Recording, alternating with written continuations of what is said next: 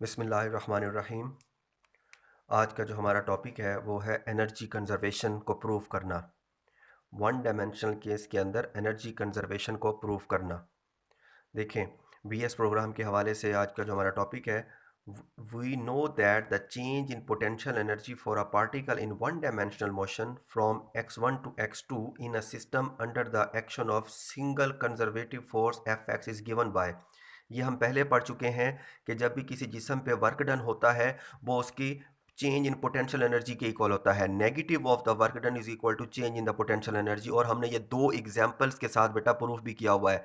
पहले एग्जांपल हमने spring math system पर अप्लाई किया था और उसकी जो पर वर्क डन करते हैं F is equal to minus k x के जरिए से, उससे हमने उसकी एनर्जी निकाली थी हाफ के एक्स स्क्र।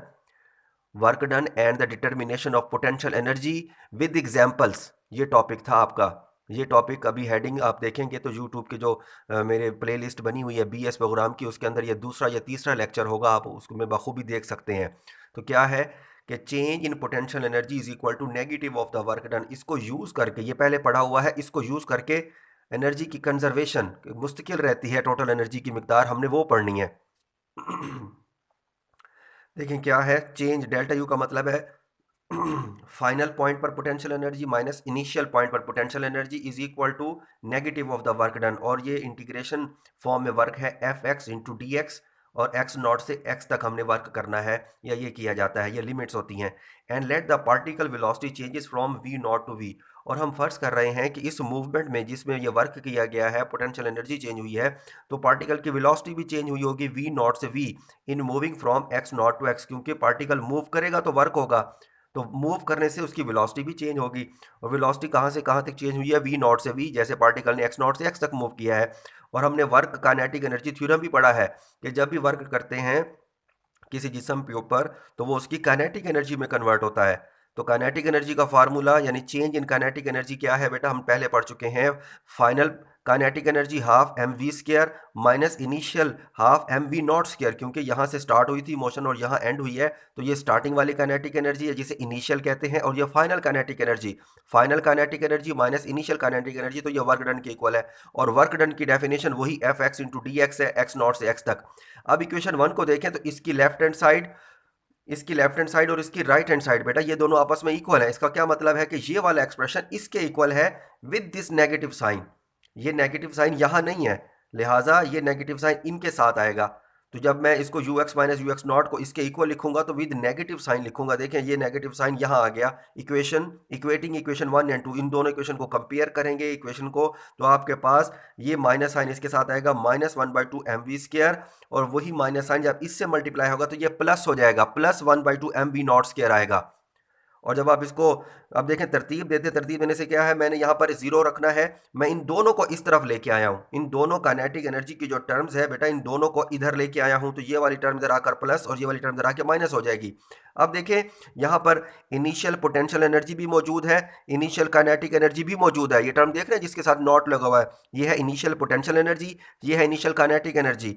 इन दोनों को मैं दूसरी तरफ ले आता हूँ। ये देखें, ये बराबर के इस तरफ आ जाए तो ये भी प्लस, ये बराबर के इस तरफ आ जाए तो ये भी प्लस हो जाएगा। अब आप देखें दरमियान में बराबर का साइन है, ये है final total energy of the system और ये है initial total energy of the system, जिसमें potential plus kinetic, potential energy plus kinetic energy, तो बीच में इक्वल का साइन है। इसी को कहते हैं law of conservation of mechanical energy, के total mechanical energy of the system remain conserved due to conservative force. ये कंजर्वेटिव फोर्स के तहत हमने पढ़ा, ये देखिए ये मैंने स्टार्ट में लिखा हुआ है, कंजर्वेटिव फोर्स के तहत किया गया वर्क जो कि पोटेंशियल एनर्जी और काइनेटिक एनर्जी में इंटर कन्वर्ट होता रहता है बेटा। इसमें टोटल अमाउंट को देखें तो वो हमेशा कंजर्व रहती है।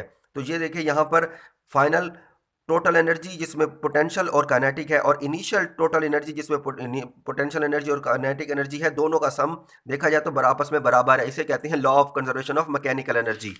अब जरा इसको दूसरे अंदाज से देखें, U x plus half m v square is equal to total energy जिसे मैकेनिकल एनर्जी कहते हैं। तो मैंने वहां पर जनरल इक्वेशन, ये जनरल इक्वेशन बन गई है कि इन दोनों का सम आपस में हमेशा बराबर आता है, जिसे टोटल मैकेनिकल एनर्जी कहा जाता है। अब डेल्टा यू के बारे में हम पहले पढ़ चुके हैं, मैंने दोबारा ये इक्वेशन जो स्टार्ट में लिखी थी दोबारा लिखी है। सॉल्विंग फॉर एफ एक्स, अगर आपको यहाँ से एफ एक्स निकालना हो बेटा, देखो एक नए एंगल से हम इस इक्वेशन को देख रहे हैं। अगर एफ एक्स निकालना है तो क्या करेंगे, ये इंटीग्रेशन खत्म होनी चाहिए। इंटीग्रेशन खत्म होने का क्या मतलब है, दोनों तरफ मैं डेरिवेटिव ले लूँ।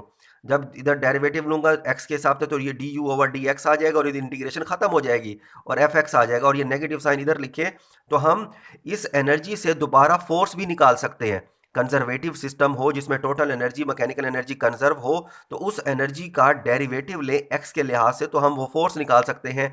यानी कि अगर ये स्प्रिंग मैस सिस्टम है तो यहाँ पर स्प्रिंग फोर्स आ जाएगी, अगर ये ग्रेविटेशनल पोटेंशियल एनर्जी है तो बेटा ये ग्रेविटेशनल पोटेंशियल एनर्जी का जो फोर्स है ग्रेविटेशनल फोर्स वो आ जाएगी। The above equation shows that conservative force is equal to the negative of the potential gradient. Conservative force is equal to the negative of the potential gradient, यानी कि ये जो नेगेटिव है potential का gradient का, ये आपके पास हमेशा कंजर्वेटिव फोर्स के इक्वल आ जाता है। तो ये हम एक फाइनल रिजल्ट है जो आज का आप लोगों को पता होना चाहिए। लेकिन आज का मेन टॉपिक यहाँ तक था, ये जो law of conservation of energy है ये सिर्फ आपको एक्सटेंड किया है क्योंकि ये एक्सरसाइज में न्यूमेरिकल प्रॉब्लम है इससे रिलेटेड, और हम इसको आगे मजीद भी पढ़ेंगे। लेकिन आपको पहले यहाँ तक ये चीज़ अच्छा तरह पता होनी चाहिए। आज लास्ट वर्किंग डे के हवाले से आपको बता दूं कि 24 जो है वो आपका लास्ट वर्किंग डे है, उसके बाद विंटर हॉलीडेज़ विंटर वेकेशन शुरू हो रही हैं जो कि 31 दिसंबर तक हैं। तो देखते हैं अब आगे आपकी नेक्स्ट क्लासेस नेक्स्ट ईयर कैसे स्टार्ट होती हैं। Wish you all the best बेटा, अल्लाह हाफिज़।